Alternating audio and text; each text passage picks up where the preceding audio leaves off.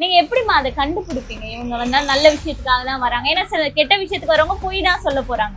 அதை எப்படிமா கண்டுபிடிப்பீங்க? நான் அம்மா கிட்ட உத்தரவு கேட்பேன். இல்லம்மா, இப்போ வந்துட்டு நீங்க எப்படி கேட்டாலும் நான் சொல்றது ஒரே பதில், இது எல்லாமே மனுஷன் செய்யற வேலை தான். எல்லாருமே மனிதர்கள் தான். மனிதர்கள் தான்.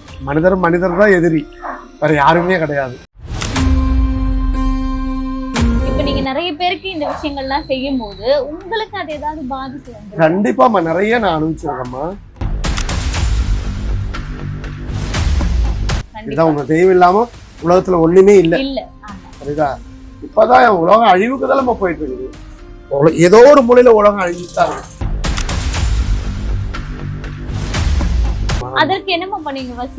வசியம் பண்ணி தான் நம்ம கொடுப்பேன். வசியம் எல்லாமே கொடுப்பேன். சில வசியம் பண்ணுவேன், அதை கட்டுவேன். புரியுதுங்களா? அந்த அம்மா உண்மையா இருக்கணும் புருஷன் மேல, புருஷன் உண்மையான பொண்டாட்டி மேல அன்பா இருக்கணும். இவங்களுக்குள்ள கள்ள தொடர்பு வரக்கூடாது. இன்னொன்னு, நிறைய பேர் குழந்தை இல்ல அப்படின்னு ரொம்ப கஷ்டப்படுறாங்கல்ல, அவங்களுக்கு ஏதாவது? அது வந்துட்டு நான் என்ன சொல்லுவேன்னா, அவங்க முன்னோர்கள் பித்ருக்களுடைய சாபனைகள் இருக்கும்.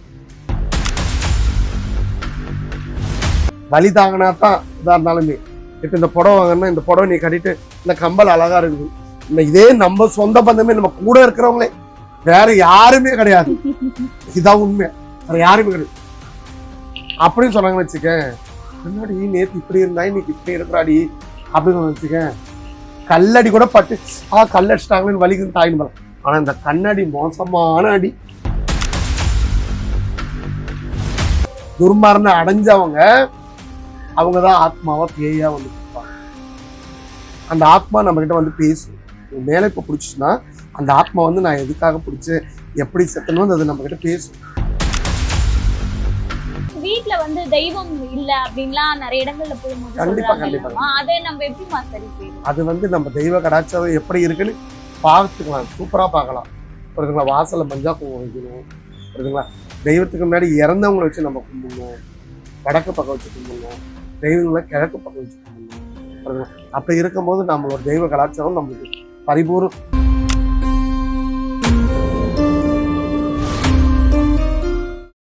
காந்தம் மீடியா நேயர்களுக்கு வணக்கம். நான் உங்கள் விஜய் மகாலட்சுமி நாச்சியப்பன். இன்னைக்கு நம்ம ஒரு ஸ்பெஷல் கெஸ்ட்டை தான் இன்டர்வியூ எடுக்க போறோம் அப்படின்னு சொல்லலாம். அவங்க ரொம்ப மோஸ்ட் பாப்புலரான ஒரு பர்சன் அப்படின்னு சொல்லலாம். அது மட்டும் இல்ல, பல பேரால ரொம்ப செல்லமா அம்மா அப்படின்னு அழைக்கக்கூடியவங்க. அவங்களதான் நம்ம இன்னைக்கு இன்டர்வியூ எடுக்க போறோம். அவங்க யாரு அப்படின்னு பாத்தீங்கன்னா, நம்மளுடைய ரஜினி அம்மா தான். வணக்கம்மா. வணக்கம்மா, நல்லா இருக்கீங்களா? நல்லா இருக்கம்மா, நீங்க எப்படி இருக்கீங்க? நல்லா இருக்கம்மா. உண்மையாவே உங்களை வந்து நேர்காணல் எடுக்கிறது ஒரு மகிழ்ச்சியான தருணமா தான் இருக்கு. உங்களை பார்க்கவே எனக்கு ரொம்ப மகிழ்ச்சி. கண்டிப்பாமா, இந்த இடத்துக்கு வந்த உடனே ஒரு பாசிட்டிவ் வைப் ஒண்ணு வந்துடுதுமா. கண்டிப்பா. இப்போ நிறைய பேர் வந்து கடவுள் இல்ல அப்படின்னு சொல்றாங்க, அவங்க பத்தி நம்ம பேச வேண்டாம். ஆனா சில பேர் கடவுள் நம்பிக்கை நிறைய பேருக்கு இருக்கு இல்லைங்களா? அப்படி இருக்கும்போது அமானுஷமும் இருக்குன்னு நம்ம சில பேர் நம்புறோம். சோ அப்படி இருக்கும்போது இந்த ஏவல், பில்லி, சூனியம் அப்படிலாம் இருக்குல்லம்மா, இதுல வந்து நம்ம இது மூணுமே ஒண்ணுதானா, இல்ல இதற்கு வித்தியாசம் இருக்கா? எல்லாமே வித்தியாசங்கள் வேறதாம்மா. புரியுதாம்மா? இப்போ ஏவல் சொல்றது வந்து மனுஷனால ஏவப்படுறதா ஏவல். பேய் பிடிக்கிறது துர ஆத்மா வந்து இறந்தவங்க வந்துட்டு அவங்க மேல வந்து பிடிக்கிறதா பேய் பிசாசு. செய்வனன்னு சொல்றது மனுஷால் செய்யறதா. ஒருத்தவங்களை அழிக்கிறதும் செய்வனம் செய்யலாம், ஒருத்த ஆக்குறதும் செய்வனம் செய்யலாம், எப்படியெல்லாம் செய்யலாம். பல வகைகள் உண்டு. அதுல ஒரு சில வகைகள் பத்தி சொன்னீங்கன்னா நல்லா இருக்கும். இல்லம்மா, இப்போ வந்துட்டு நீங்க எப்படி கேட்டாலும் நான் சொல்றது ஒரே பதில், இது எல்லாமே மனுஷன் செய்யற வேலை தான். எல்லாருமே மனிதர்கள் தான். மனிதர் தான் எதிரி, வேற யாருமே கிடையாது. கண்டிப்பாமா. அதை நம்மளை காப்பாத்துறது கடவுள், அவ்வளவுதான். கண்டிப்பாமா. இப்போ இந்த மாதிரி விஷயங்கள் நடக்கும்போது, இப்போ ஒருத்தருக்கு யாரோ ஒருத்தவங்க செய்வினை செஞ்சுட்டாங்கன்னு வச்சுக்கோங்களேன், இப்ப நான் வீட்டுல இருக்கும்போது அதை எப்படிமா கண்டுபிடிக்கிறது? இப்போ உங்களுடைய வீடு சந்தோஷமா இருந்து நீங்க நல்லா இருக்கும்போது, உங்களுடைய வீடு அப்படியே பழடைஞ்சு நிம்மதி இல்லாம போயிடுச்சுனால் அது கண்டிப்பா செய்வனைக்கு அறிகுறிகள். சில பேருக்கு அவங்களுடைய ஜாதக புத்தி சரியா இல்லாம, தசா புத்தி சரியில்லாம, அவங்களுடைய கெட்ட நேரம் இருந்தா அப்படியே ஆகலாம். இது செய்வனை சேர்ந்தா நம்ம சந்தோஷமான இருந்த குடும்பங்கள் பிரியும். ஒருத்தருக்குள்ள ஒற்றுமைகள் வேறுபடும். ஒருத்தருக்கு ஒருத்தர் மனக்கசப்புகளாகவும், அதுக்கப்புறம் அவங்க ஹெல்த் இஷ்யூ அடிக்கடி உடனே ஹாஸ்பிட்டலில் போய் எல்லா ஸ்கேனுக்கு எல்லாமே எடுத்தா கூட ஒண்ணுமே நார்மல். ஆனா ஏதோ பிரச்சனை வந்துட்டே இருக்கு. ஆனா பிரச்சனை வந்து அப்பதான் நம்ம வந்து உதாரணமா கடவுளை போய் நம்பணும். புரியுதுங்களா? உங்ககிட்ட சொன்னாலும் சரி, என்கிட்ட சொன்னாலும் சரி, நம்ம போய் யாருக்கிட்ட சொல்லுவோம், 4 பேர்கிட்ட போய் சொல்லுவோம், இந்த மாதிரி இருக்காங்க. ஆனா கடவுள்கிட்ட சொன்னா மட்டும்தான் யார்கிட்டையும் சொல்ல மாட்டாங்க. கண்டிப்பா. அந்த வழி என்னையும் அவங்க தீர்த்து கொடுப்பாங்க. அதுதான் கடவுள். நிச்சயமாமா. இப்போ வந்து உங்ககிட்ட நிறைய பேர் வந்திருப்பாங்க. இது வரைக்கும் நீங்க எத்தனை பேருக்கு ஒரு தோராயமா எத்தனை பேருக்கு நீங்க இந்த மாதிரி கணக்கு வழக்கு இல்ல அந்த அளவுக்கு கணக்கு வழக்கே இல்ல. அவ்வளோ நிறைய செஞ்சிருக்கேன். நிறைய நிறைய நிறைய செஞ்சிருக்கேன். கிட்டத்தட்ட அதாவது வந்து இப்ப நிறைய பேர் வராங்கம்மா, இதுல நல்லவங்களும் இருப்பாங்க, கெட்டவங்களும் கண்டிப்பா இருப்பாங்க. கண்டிப்பா கண்டிப்பா கண்டிப்பா. நீங்க எப்படிமா அதை கண்டுபிடிப்பீங்க? இவங்க வந்தா நல்ல விஷயத்துக்காக தான் வராங்க, ஏன்னா சில கெட்ட விஷயத்துக்கு வரவங்க போய் தான் சொல்ல போறாங்க. அதை எப்படிமா கண்டுபிடிப்பீங்க? நான் அம்மா கிட்ட உத்தரவு கேட்பேன், இவங்க என்ன விஷயத்துக்கு வராங்க. வந்திருக்கவங்களும் நிறைய பேர் இருக்கிறாங்க, புரியுதுங்களா? போட்டுறவங்களும் இருக்காங்க, தூத்துறவங்களும் இருக்கிறாங்க. கண்டிப்பாமா. இப்ப நீங்க நிறைய பேருக்கு இந்த விஷயங்கள்லாம் செய்யும் போது உங்களுக்கு அது ஏதாவது பாதிப்பு வந்து? கண்டிப்பாம்மா, நிறைய நான் அனுபவிச்சிருக்கேம்மா. இப்ப கூட எனக்கு ஹெல்த் இஷ்யூ முடியலதான். அதை நம்ம செய்யும் போது இப்ப வந்துட்டு நம்ம செஞ்சிருந்த ஒரு முறத்துல உருவம் போடுவோம். அது பெண்ணா இருந்தா ஆண் உருவம் போடுவோம், ஆணா இருந்தா பெண் உருவம் போடுவோம்.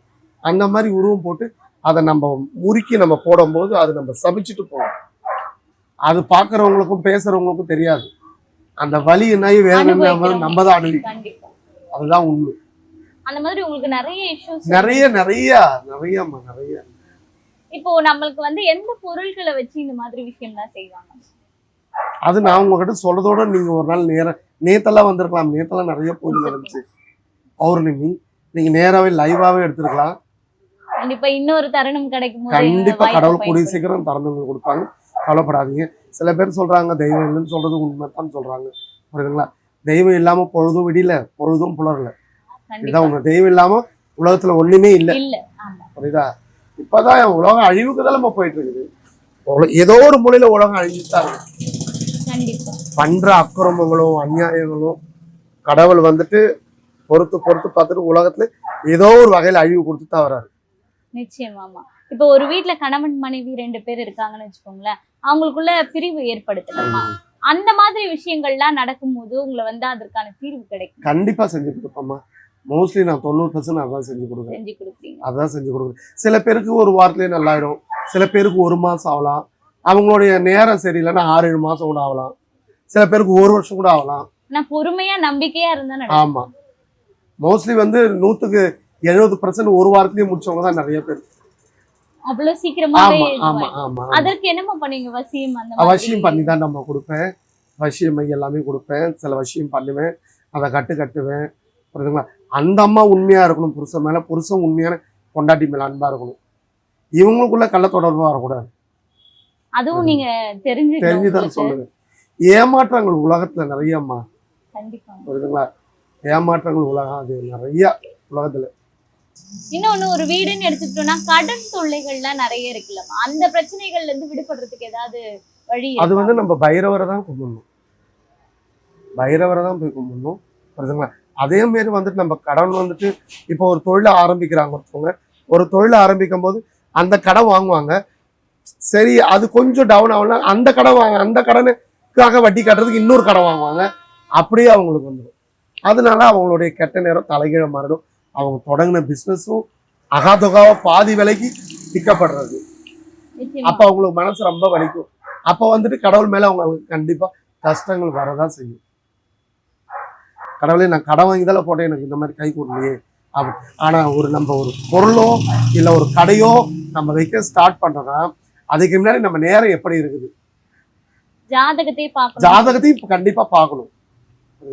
நம்ம நேரம் எப்படி இருக்குது அப்படின்னு பார்க்கணும். கடவுள்கிட்ட போய் ஒரு வாட்டிக்கு 3 வாட்டி நம்ம உத்தரவு கேட்கணும். கடவுளே, இதை நான் பண்றேன், எனக்கு வழி கொடுங்க. கடவுள் வழி கொடுக்காம யாரும் வாழல. அது அரசனா இருந்தாலும் சரி, ஆண்டியா இருந்தாலும் சரி. அரசனா இருக்கவன் தான் ஆண்டிக்கு வேண்டாம், ஆண்டியா இருக்கணும் அரசனுக்கு போயிருக்கான். அது பழமொழி, புரியுதுங்களா? இதுதான் உண்மை. இன்னொன்னு, நிறைய பேர் குழந்தை இல்ல அப்படின்னு ரொம்ப கஷ்டப்படுறாங்கல்ல, அவங்களுக்கு ஏதாவது? அது வந்துட்டு நான் என்ன சொல்லுவேன்னா, அவங்க முன்னோர்கள் பித்ருக்களுடைய சாபனைகள் இருக்கும்.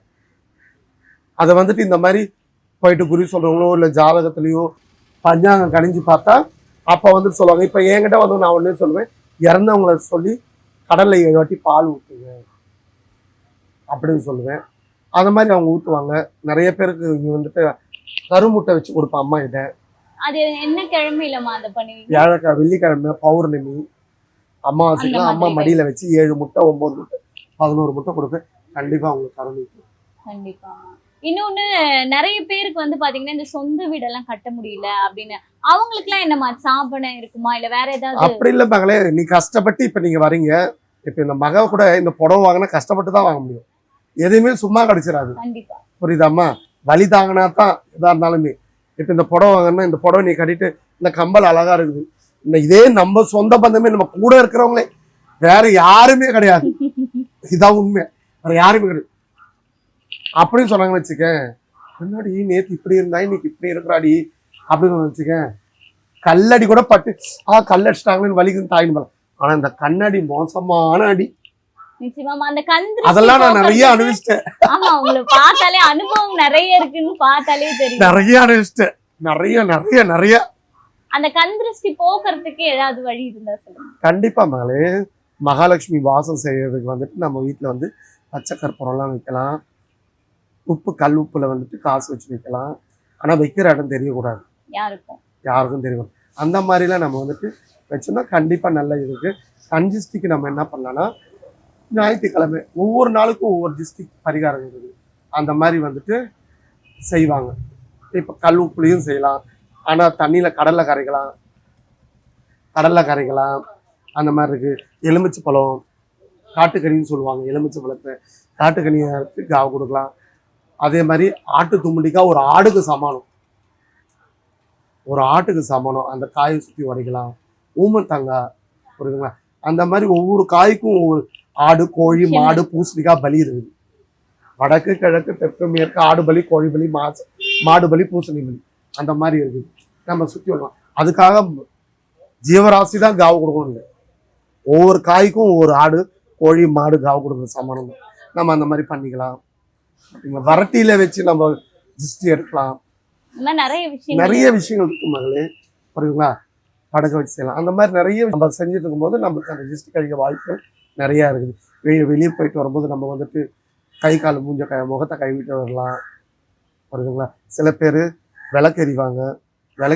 வீடு நம்ம வெளியே போயிட்டு வரும்போது நம்ம வாசல்ல விளக்கு இன்னும் ரொம்ப நல்லது. எப்பவுமே எரியணுமாமா? நல்லதுமா. விளக்கெறிந்தா மகாலட்சுமி, புரியுதுங்களா?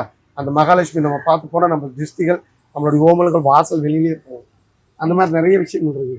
கண்டிப்பாமா. இன்னொன்னு, இப்போ நீங்க சொன்னீங்க இந்த பில்லி, சூனியம், ஏவல் இதெல்லாம் ஒரு பக்கம் இருக்கட்டும், இந்த பேய் பிடிக்கிறது அப்படின்றது அது தனி ரகமாமா? ஆமாமா, நீ நேத்து வந்து நான் நேராவே காமிச்சேன், புரியுதுங்களா? பேய் பீசன்னு சொல்றது வந்துட்டு மனுஷெல்லாம் ஏவி விட முடியாது. இப்போ ஒரு சின்ன பொண்ணு, சின்ன பையன், இந்த ட்ரெயின்ல அடிப்படுறவங்க, பஸ்ல அடிப்படுறவங்க, அந்த மாதிரி அகாதுகா துர்மரணம் அடைஞ்சவங்க அவங்கதான் ஆத்மாவா பேயா வந்து கொடுப்பாங்க. அந்த ஆத்மா நம்ம கிட்ட வந்து பேசும். உன் மேல இப்ப பிடிச்சுன்னா அந்த ஆத்மா வந்து நான் எதுக்காக பிடிச்சேன், எப்படி செத்தணும், அது நம்ம கிட்ட பேசும். இப்போ வந்து அவங்களுடைய ஆசை நிறைவேற்றிக்கிறதுக்காக தான் ஒரு உடம்பு தேவை. ஆமா ஆமா. அதே மாதிரி மோகினின்னு ஒரு வகை, அது மோசமானது. முன்னாடி ஒரு பையனை விட்டாங்க, நானே அழுதுட்டேன். ரொம்ப புள்ளை உறிஞ்சு எடுத்துரும். அது உரிய உரிய உரிய உரிய இந்த கண் என்ன பண்ணும், இந்த இடத்துல அப்படியே கருப்பு வளையம் வரும். வயசு பசங்களுக்கு தூங்க விடாது, ரூம்ல தனியா வைக்கும். அந்த மாதிரி நிறைய நிறைய விஷயங்கள் நடக்கும். கல்யாணம் ஆன ஆண்களையும் பிடிக்கிறதுக்கு வாய்ப்பு இருக்கு. பிடிக்கும். வாலிபர்கள் அவங்களுடைய ஆண் உறுப்பெல்லாம் பிடிச்சிருக்கும். நிறைய விஷயங்கள் இருக்கு மகளே, இதுல நிறைய விஷயங்கள் இருக்கு. இப்போ உங்ககிட்ட நிறைய பேர் வராங்கல்லம்மா, இப்போ நீங்க அவங்க சில பேர் வந்து ஏழ்மையா வருவாங்க, என்னால அவங்களுக்கு பிரச்சனை இருக்குன்னு நீங்க சொல்லிட்டீங்க, ஆனா அவங்களால பண்ண முடியல, அந்த பைசா இல்ல அப்படின்னு சொன்னா நீங்க என்ன பண்ணுவீங்க? என்கிட்ட விஐபி வருவாங்க, விவிஐபியும் வருவாங்க. அதை தூக்கி இதுல போட்டு செய்வேன், சரிங்களா? ஆனா பொருள் மட்டும் வாங்கி கொடுத்துரு சொல்றது, ஜாமா மட்டும் வாங்கி கொடுத்துரு, எனக்கு கூலி வேணாம்னு சொல்றேன். பணக்காரங்க நான் கூலி வாங்கி. கண்டிப்பா இதுக்கே ஒரு பெரிய மனசு வேணும். நீங்க மோஸ்ட்லி பாத்துக்க மாட்டீங்க. ஒரு ஆம்பளை பொம்பளை செட்டா சொந்தம் பந்தம் ஜாதி ஜனம் கொத்து கொடி எல்லாம் வரும். ஆனா ஒரு திருநங்கை செத்தாங்கன்னா அந்த திருநங்கைக்கு திருநங்கை மட்டும்தான் உட்காந்து அழுவாங்க.